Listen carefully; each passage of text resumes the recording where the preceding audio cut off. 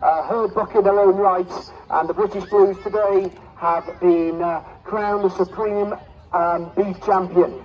The Reserve Supreme Champion, the Reserve Supreme Beef, came from the Clark stable of Andrew and Alison Clark Farms on the edge of Sheffield, up at Ringing Low, and Clark Farms with their lovely Limousin cow, Mayfield's Rose. She's the Reserve Supreme Beef Champion and takes home the Spillers Cup. And the Clark family had a wonderful day as well within the Limousin ring. The best opposite sex to the champion, so the best male, was a Simmental. It was a bull from Lorraine and Ian, Lorraine Renshaw and Ian Brassington.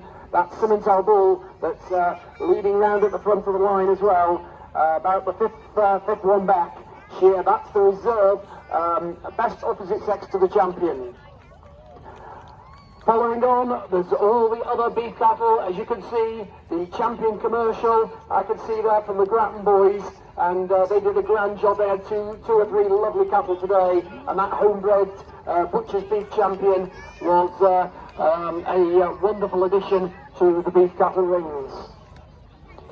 Without question, the most numerous breed of cattle today were the Highlands. The Highlands had their national show, or their regional show, the Midlands and Southern region. So they had a lot of cattle, a lot of Highland cattle here today. You can see some of them in the ring. But the champion came from Much Wenlock down in Shropshire, travelled a long way. There were a lot of travelled cattle here. Some had come from as far as 200 miles today to come to the show. And the champion came out of Shropshire from the Munford family. And that 2-year-old heifer at the top of the line of the Highland cattle was the champion. That silky black heifer with a red sash around its neck. That was the champion of the Highlands today, and a really, really good show of Highlands. It was tremendous.